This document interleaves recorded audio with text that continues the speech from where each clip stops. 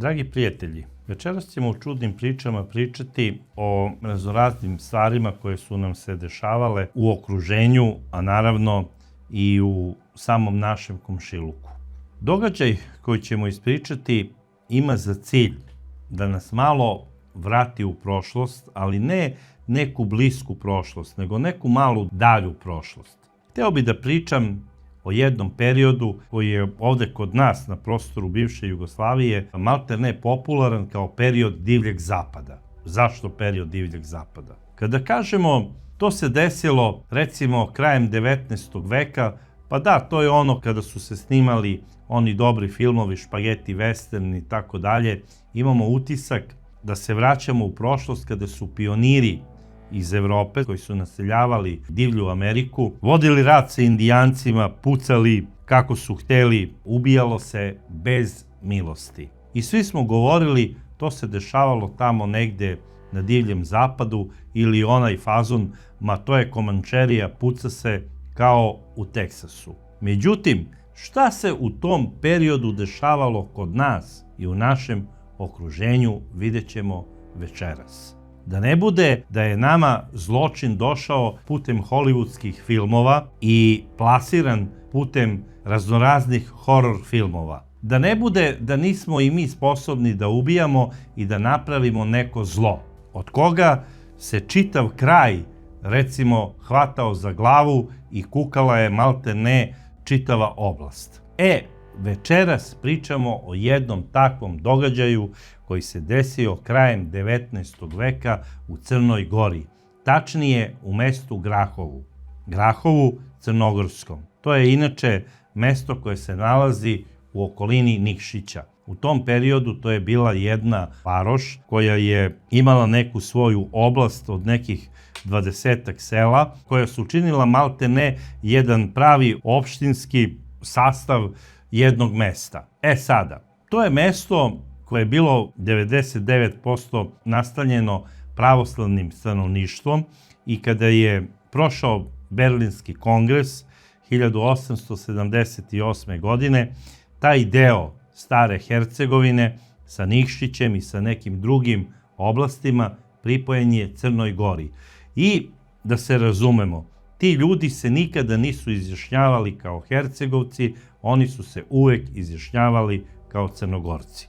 Tako da, po meni je to bilo sasvim prirodno da oni budu pripojeni Crnoj Gori, bez obzira što se tadašnja Austro-Ugarska bunila, ali taj Berlinski kongres je i Crnoj Gori, a i Srbiji doneo mnogo toga dobrog, zahvaljujući, naravno, velikom Bizmarku. A koliko mi uopšte i znamo ko je Bizmark, govori to da, recimo, u Beogradu nema ni jedne ulice, a o spomeniku Bizmarku da i ne govorimo.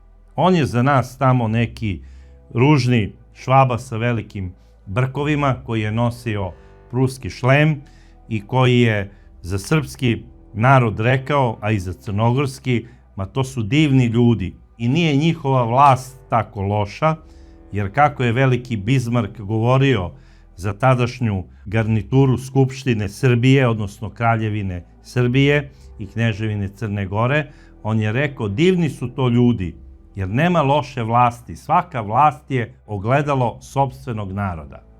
To je rekao veliki Bizmark na Berlinskom kongresu 1878. godine, kada nam je dao nezavisnost. Međutim, šta se u tom periodu dešavalo u zemlji Srbiji i recimo u susednoj nam Crnoj Gori, koja nam je oduvek bila jako, jako bliska? Pa dešavao se malte ne divlji zapad, jer i u ovim našim oblastima bila su ubistva kao na divljem zapadu. I ne obična ubistva, nego bogami i serijska ubistva. I u jednom malom provincijskom mestu, kao što je Grahovo, pojavio se serijski ubica. Počeli su da nestaju ljudi po istom šablonu i niko nije znao šta se dešavalo sa tim ljudima i ko je možda njihov ubica. I ti ljudi su nestali u periodu od 1881. do 1887. godine. A kako je sve to počelo? To je počelo tako što je postojala jedna porodica Vujačić koja je živela u Grahovu i najstariji brat tog bratstva Vujačića, koji su bili poznati i po nekim junaštvima i po nekim ratovima, posebno za taj Grahovski rat, kako se zvao, kada je Grahovo trebalo da se pripoji sa tim delom Hercegovine Crnoj Gori. Ta porodica Vujačić se jako istakla u tim borbama sa tadašnjim Osmanskim carstvom, a kasnije sa Austro-Ugarskom. Međutim, Sava Vujačić, boga mi, nikada se nije isticao junaštvom. On je bio jedan hoćer, uvek je gledao da se izuče, da ne ide na prvu liniju fronta. I šta je on radio? On je pričao svima kako je za njega najbolji spas njegov zekonja, a zekonja je zapravo bio njegov konj. On bi zekonji iz repa iščupao jednu dlaku, a onda bi tu dlaku udenuo u jednu iglu i posle bi probao svoju nogu i provukao bi onu dlaku kroz tu ranu koju je napravio od igle i onda bi posle samo uzeo malo rakije, to bi dezinficirao taj izlaz igle, ali od one dlake došlo bi do upale noge, noga bi mu natekla, kako je on govorio, kao čutura ili kao balvan. I tadašnja komisija bi oslobađala ovog čoveka da ne ide na prvu liniju fronta. Tako da je Savo Vujačić važio za jednog dezertera. Inače, on je rođen 1857. godine u selu Draškorice pored Grahova. Uvek je gledao da zaradi lake pare, kako bi se to reklo. I bavio se trgovinom stoke. Kupovao je konje, kupovao je volove i neku drugu stoku, recimo ovce, ovnove, i to bi prodavao i trgovao bi. Posebno je voleo da trguje sa ovnovima, imao je čak i jedan tor koji je ogradio, zvao ga je Berane, to je na turskom značio tor za čuvanje ovnova. I sada on se bavio trgovinom ovnova tamo za Hercegovinu i za Bosnu kada je onaj Kurban Bajram. Kupovao bi jeftino ovniće od ljudi koji su siromašni po Crnoj Gori, a onda bi ih utovio žirom, jer plaćao je neke žene koje su skupljale žir tamo po šumama i onda je posle tovio te ovniće i prodavao bi ih bogatim muslimanskim trgovcima. Tako je zarađivao. I po meni, ajde da kažem, to je neka dobra varijanta zarade i priče i sada bi mnogi rekli, pa dobro, ne vidimo ništa loše u tome. Pa da, ne vidim ni ja ništa loše u tome, ali ovaj čovjek je uvek išao na tu priču kako da prevari te svoje pajtose, odnosno trgovce koji su dolazili recimo tamo iz Hercegovine ili iz Bosne. I sada za neke apsolutno se ne zna kako su nestali i šta se sa njima desilo. Možda ih je ovaj Sava Vujačić na kraju olakšao za neku kesu dukata, a posle toga bacio u neku jamu. Međutim, to nikada nije dokazano, niti su se tadašnje vlasti u Crnoj Gori puno interesovale gde je nestao neki bogati beg koji je došao tada recimo iz Hercegovine i koji je hteo da trguje ovnovima. Još su govorili, otkud mu hrabrost da dolazi sada ovde za Nikšić i da trguje ovnovima, kada je malte ne do pre 20 godina sa Mušović kapetanom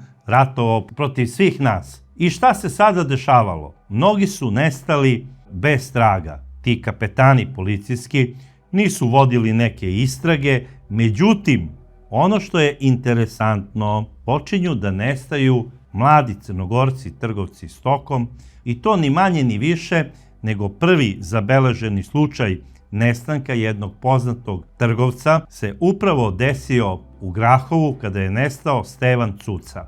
Stevan Cuca je bio jedan ugledni trgovac stokom, trgovao je i sa Kotorom, trgovao je sa Austro-Ugarskom, išao je do Primorja, tamo je imao najbolji štand za prodaju kajmaka, svašta nešto je prodavao i važio je za bogatog čoveka. I sada, odjednom je ovaj čovek nestao i to je bilo 1881. godine. Policija je vodila istragu šta je moglo da se desi sa ovim čovekom koji je važio za bogatog čoveka, u stvari bio je mlad za to vreme, to je već čovek u ozbiljnim godinama, imao je svega 25 godina kada je nestao. Imao je porodicu, imao je 4 dece koje je izdržavao. Imao je naravno svoje bratstvo Cuca koje je važilo za ugledno bratstvo u Crnoj Gori.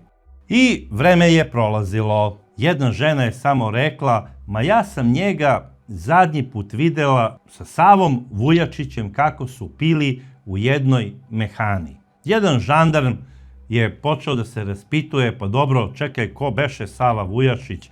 Ma kaže, to je on, živi sa svojom braćom gore, jedan brat mu je Milutin, izuzetno je isto problematičan kao i ovaj Sava, a drugi brat mu je Golub, koji se skoro oženio upravo iz plemena Cuca je uzeo ženu, doduše njen otac je Krivošija, a majka iz Cuca, uzeo je znači ženu Krstinu, oženio se s njom, dobio je 2 prekrasna sina, međutim ti sinčići su umrli. Umrli su jako brzo, malte ne kao bebe, i Krstina je jako patila zbog toga. A da zlo bude veće, njen suprug Golub dobija sifilis. Kojim junaštvom je on dobio taj sifilis, to ja stvarno ne znam.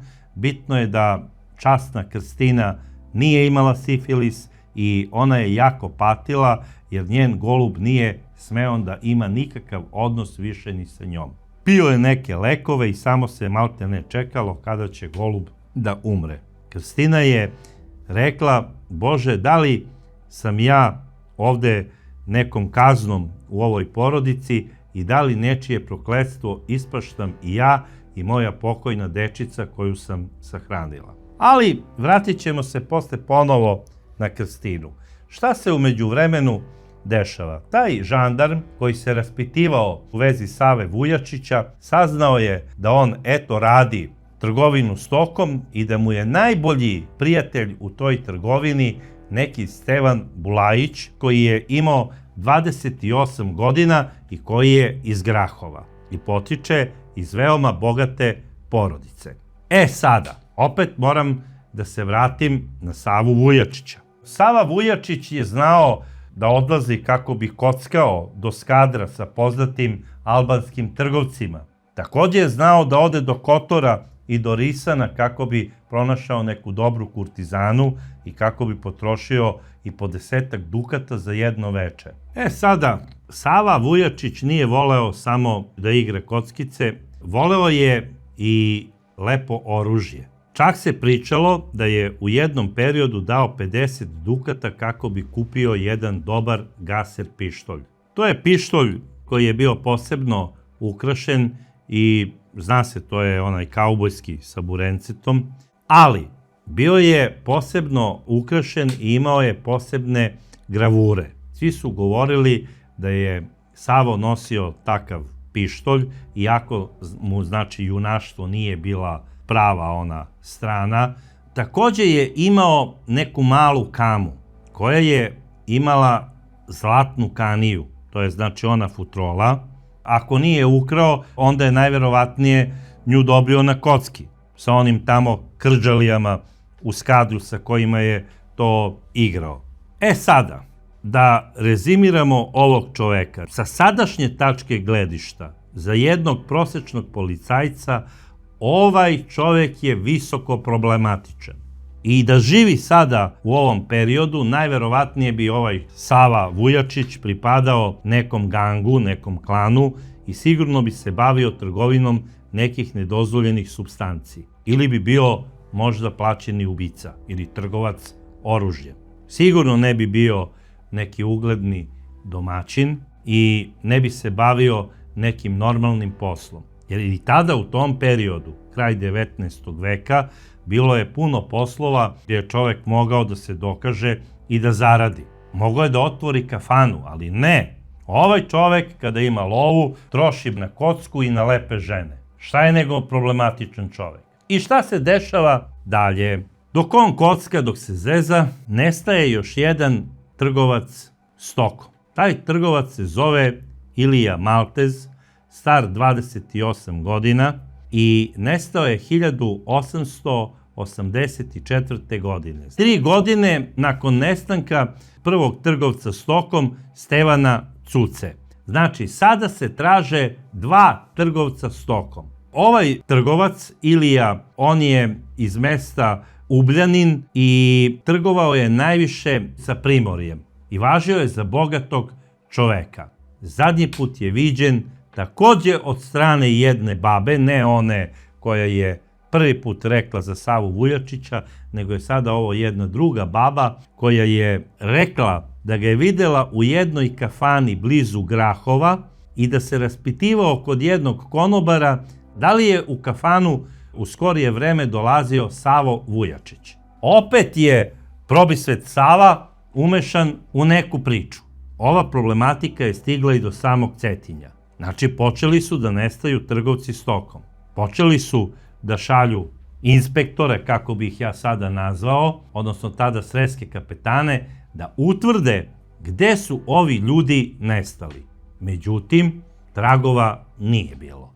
A protiv Sava Vujačića apsolutno nikakvog dokaza. Uvek je imao 100% pravi alibi. Kada je nestao Ilija Maltez, trgovac od 28 godina, glavni čovek koji je pružio alibi Savi Vujačiću bio je zapravo Stevan Bulajić i njegova supruga. Ne samo i supruga, nego i njihova kućna pomoćnica, odnosno služavka, koja se zvala Bulka Adalović. I u tom periodu ona ima svega 16 godina. I ona je rekla, Savo je celo veče bio kod nas, bio je malo i popio, čak mi se i nabacivao i pokušavao je da mi se udvara. Policija je videla da ima sigurni alibi Savo, a na kraju krajeva Stevan Bulajić nije bio bilo ko. On je važio u Grahovu za jednog od najimućnijih ljudi i njegova reč se poštovala, bez obzira što je imao samo 28 godina. Poticao je iz porodice koja je bila junačka porodica iz tog kraja. I to se jako, jako cenilo u Crnoj Gori. Međutim, šta se dešava dalje? Čovek zvani Savo Vujačić viđen je sa svojim bratom par puta tako po tim kafanama u Grahovu, piju tamo, onako napijaju se, govori kako će ići za risan jer je zaljubljen u neku konobaricu i u jednu drugu ženu koja je ostala udovica, a njen muž se bavi nekom pomorskom trgovinom, da je jako bogata i sad se kao razmišlja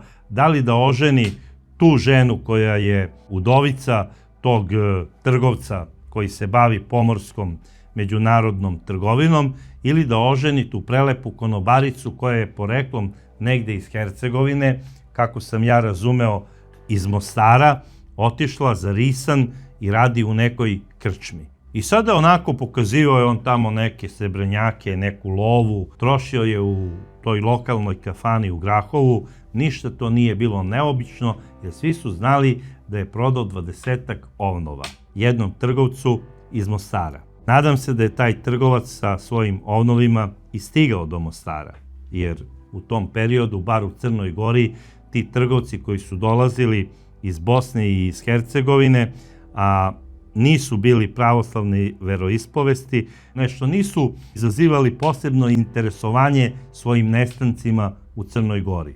To je sada naravno drugačije, ali tada u tom periodu 19. veka još uvek se osjećao miris baruta svuda. Tek je stao taj hercegovački rat i nešto se ljudi nisu gotivili. Ali trgovina je prokleta stvar, bez obzira što izaziva rizik kada je zemlja još uvek natopljena krvlju. Ta želja za zaradom vuče ljude i u te riskantne akcije i u te trgovinske poduhvate i odlaske na opasne lokacije i na opasna mesta. Sada, Savo Vujačić ide i on za Mostar do duše, nešto se ne plaši nestanka, odlazi često za Hercegovinu, trguje na veliko, bar se tako hvali. Svi mu se dive, pričam o ovim ljudima koji su lokalni probisveti, oni koji su pošteni, su izbegavali i u tom periodu Sava Vujačića, ali on za one lokalne giliptere važi za čoveka od ugleda. I govorili su, Savo je još uvek mlad, oženit će on najbolju udavaču, sposoban je za trgovinu, ima sigurno oko, najbolji je lovac, kupio je i najbolju pušku. Kupio je neku pušku iz Austrije koja je takođe važila za jako skupu pušku. To je bila neka puška kuglara i isključivo ju je Savo koristio za lov. Bar se tako govorilo i tako se mislilo. I sada dok pričaju o Savi, o njegovom skupom oružju, dešava se još nešto u Grahovu. Nestaje Stevan Bulajić, trgovac koji ima 28 godina, iz prebogate porodice. Apsolutno se ne zna šta se desilo sa tim čovekom. Policija je došla sa Cetinja i lično je obavila razgovor sa Savom Vujačićem. I pitaju ga, Savo, ti si zadnji video Stevana, gde bi on mogao da bude? Kaže, koliko je meni rekao, otišao je za Mostar, da se nađe tamo sa jednim prebogatim agom i da se dogovore oko neke velike trgovine koja treba da se ovde odradi na Grahovskom polju.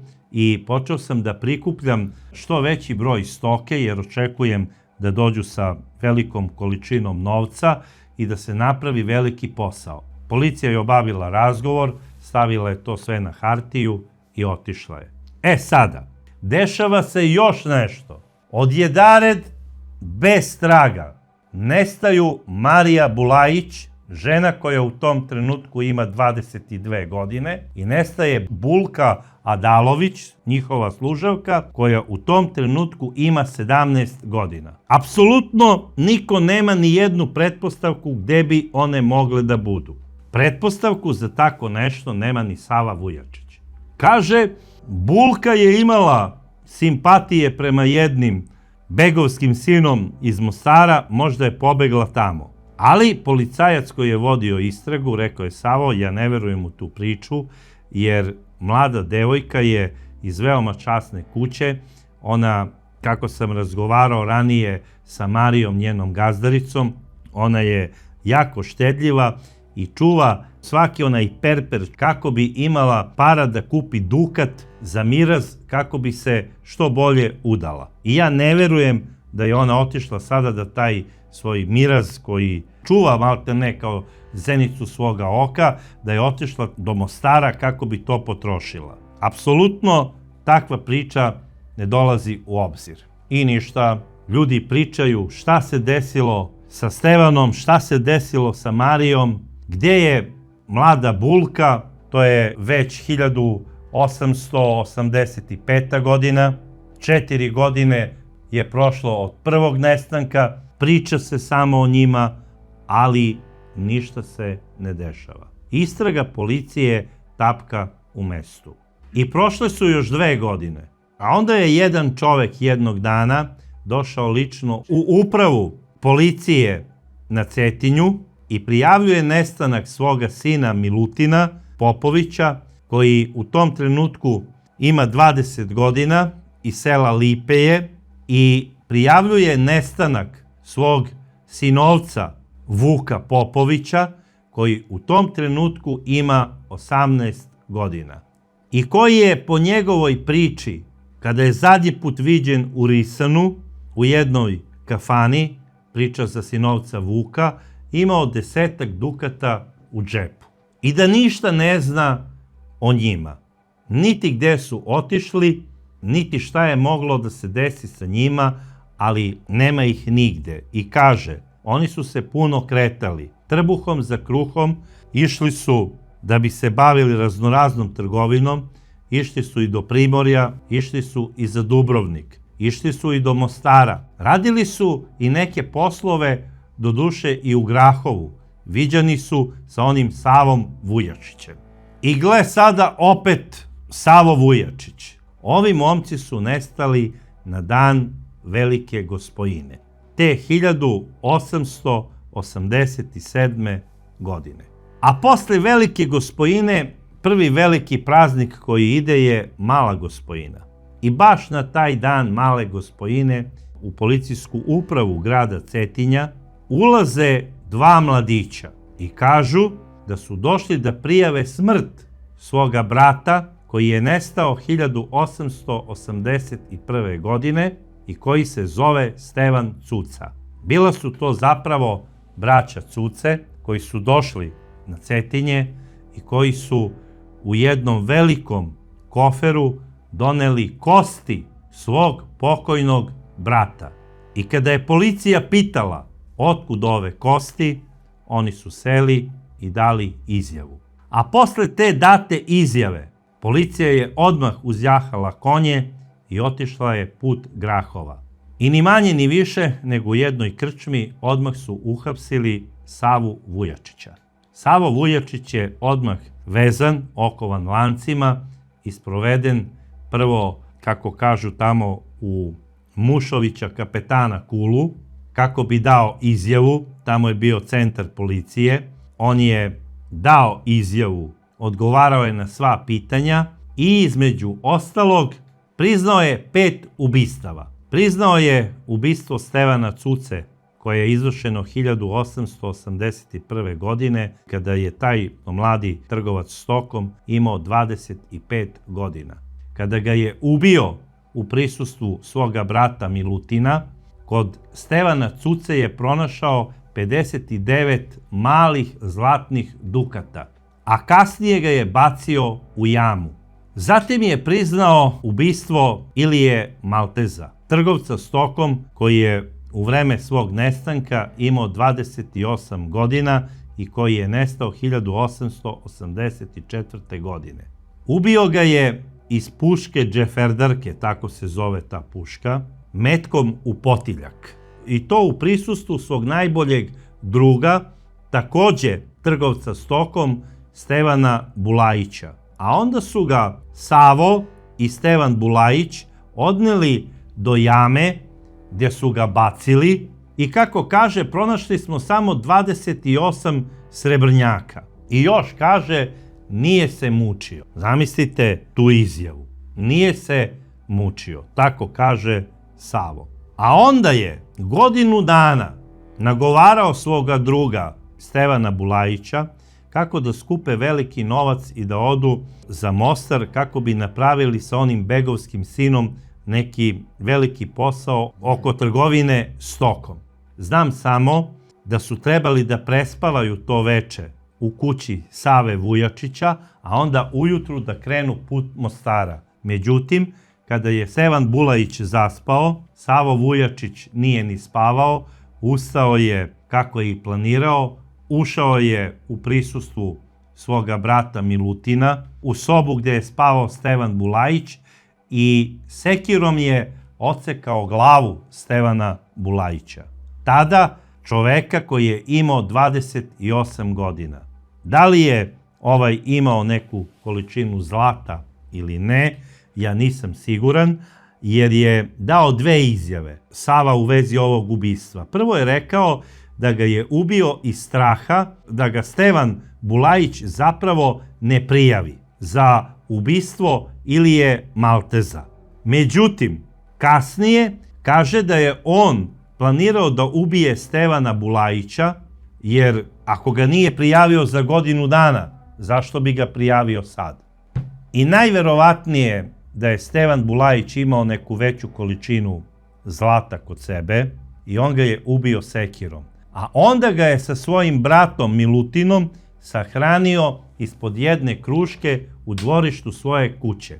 I to je sve videla snaja Krstina, koja je bila udata za njihovog brata, rođenog brata Goluba, koji je imao sifilis, kao što sam rekao. I ona je to ćutala, nikome nije rekla. I šta se dešava dalje? Kako kaže Savo Vujačić, plašio sam se da me Marija, Stevanova žena, ne prijavi policiji i ne kaže gde je otišao njen Stevan. Ja sam otišao kod nje kući i rekao sam joj da je Stevan došao iz Mostara i da je doneo neku veću količinu robe i da se tamo nalaze i neke žene koje su došle iz Mostara, to su žene nekih trgovaca, i da se nalaze još neki trgovci, i da je došao Savo jer ga je poslao njegov najbolji drug, odnosno Marijin muž Stevan, kako bi oni proveli noć tamo kod njih kući, kako bi se družili, kako bi pili vino i pršutu koju je upravo Stevan doneo iz Hercegovine. I naravno, nesrećna Marija Bulajić veruje beskrajno Savi, kreće s njim i vodi svoju sluškinju Bulku Adalović. I došli su svi zajedno do jedne jame gdje je Savo prvo izvadio nož, bez ikakvog upozorenja uboo je u grudi nesrećnu Mariju, a onda joj je prerezao grkljan. Dok se snašla i dok još malte ne nije pustila prvi vrisak, zaklao je i Bulku Adalović, devojku od 17 godina. Onda ih je odvukao do te jame koja je bila u blizini i tamo ih je bacio. Usput je nesrećnoj Bulki Adalović pronašao gdje je ispod grudi imala skrivenih 8 dukata u jednoj kesi i stavio ih je u svoj džep. Znači, i ovo ubistvo je uradio, znači, iz koristoljublja. Ono što znam, da više nije hteo da prizna ni jedno drugo ubistvo. Međutim, tu se pojavilo suočenje sa njegovom snajom Krstinom, koja je rekla da je on ubio i braću Popović, Milutina i Vuka. I posle ovog suočavanja sa svojom snajom Krstinom, Savo Vujačić je priznao kako je ubio nesrećne mladiće. Rekao je da je u Risanu u jednoj kafani naišao na Milutina Popovića, koji u tom trenutku ima 20 godina. I Milutin je rekao da razmišlja da ide za Kotor, hteo je da kupi veću količinu soli kako bi prodavao u planinskom delu Crne Gore. I po tom, kako je on sve to pričao, Savo Vujačić je došao do zaključka da Milutin Popović ima veliku količinu novca. I rekao mu je, imam ja bolji predlog za tebe. Ajmo mi do našeg Grahova kako bi po onim okolnim selima napravili dobru priču oko trgovine sa stokom. I ubedio je mladog Milutina Popovića i oni su došli za Grahovo, popili su i piće tamo u onoj birtiji gdje su stalno pili i onda ga je Savo odveo navodno kod nekog svog prijatelja, a u stvari odveo ga je do jame gdje treba da bude likvidiran. Tu je izvadio pištolj i nesrećni mladić mu je rekao da on nema ni jedan jedini groš kod sebe, a kamoli dukat, jer je sav novac kod brata Vuka. Međutim, čim se dovede čovek do jame i čim se izvadi pištolj, milosti nema. Imao para, nemao, čekala ga je smrtna presuda. Kuršun ga je pogodio u čelo i nesrećni mladić se stropoštao u bezdan. A kasnije šta radi Savo Vujačić? Odmah je uzjahao konja i kao pravi onaj kauboj na divljem zapadu odlazi za Risan. Kako bi našao Vuka Popovića? Našao ga je tamo i rekao mu je, Vuče, došao sam ovde kod tebe kako bi ti preneo poruku tvoga brata, on te čeka gore u Grahovu i poručio ti je da poneseš sav novac kako bi napravili veliku trgovinu. Mladi Vuk Popović, koji u tom trenutku ima 18 godina, poslušao je Sava Vujačića i otišli su put Grahova. Kod one iste jame biva i on likvidiran i tu je Savo Vujačić kod mladog Vuka pronašao 11 dukata koje je prisvojio. Bacio ga je naravno u jamu i otišao kući kao da se ništa nije ni desilo. I policija bi ko zna do kada tapkala u mestu da nije nesrećna Krstina odlučila da ode do svoga oca i majke i da im ispriča svoju muku.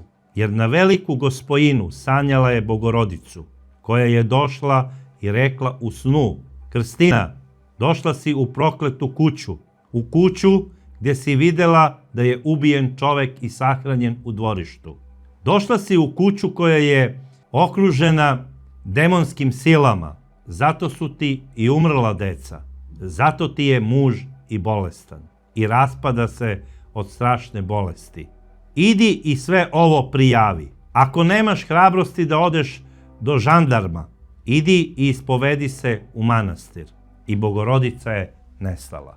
To je bilo na dan Velike Gospojine. A kada je ispričala san, onda ju je pozvao i njen otac Sima Bojanić i rekao je: Krstina, pusti snove. Da li si ti videla da je tvoj dever sa drugim deverom ubio čoveka i da su ga zakopali u dvorištu? Jesam, i da je čula Sava Vujačića, svoga devera, kako je rekao da je on lično iz pištolja ubio Stevana Cucu, da je kod njega pronašao 59 malih zlatnih dukata i da ga je posle toga bacio u jamu. I šta radi sada Sime Bojanić? On je rekao ženi da ona skuva neki čaj za smirenje njihove ćerke, zapravo to je bio čaj od maka, i dok je ona spavala, on je uzjahao konja i otišao je kod braće Cuca i rekao im je da je došla njegova ćerka Krstina kući i da im je ispričala kako je navodno Savo Vujačić ubio njihovog brata Stevana Cucu, da ga je opljačkao i da ga je bacio u tu i tu jamu. I oni su odmah uzjahali konje, otišli su do te jame, spustili su se dole i pronašli su kosti svoga brata. Spakovali su svaku kost u jedan sanduk i sve su to odneli policiji na Cetinju. A posle toga policija je, kao što sam vam već i rekao, uhapsila Sava Vujačića, koji je sve ovo priznao. Bilo je i suđenje. Suđeno mu je u novembru mesecu 1887. godine na Cetinju. Suđenje je trajalo 3 dana. Saslušano je 30-ak svedoka. Pred sudom Sava Vujačić nije pokazao nikakvo kajanje. Rekao je da je svakog ubio iz zadovoljstva i da bi to isto i sada uradio. Mnogi su ga se odrekli, ali braća, bez obzira, koja su znala da je ovo njihov brat radio, oni su bili osuđeni na višedecenijske kazne zatvora. Što se tiče brata Goluba, koji je imao sifilis, on je osuđen na 5 godina zatvora, ali na izdržavanje kazne biće upućen tek onda kada se izleči, ako se izleči. Jer i po tadašnjem zakonu bolesni ljudi nisu mogli sa zdravima da služe zatvorsku kaznu. A ona se tada u Crnoj Gori izdržavala na jednom ostrvu u Skadarskom jezeru. Sada, ono što je interesantno, kada se pojavio Savo Vujačić na suđenju, svi su bili zaprepašćeni.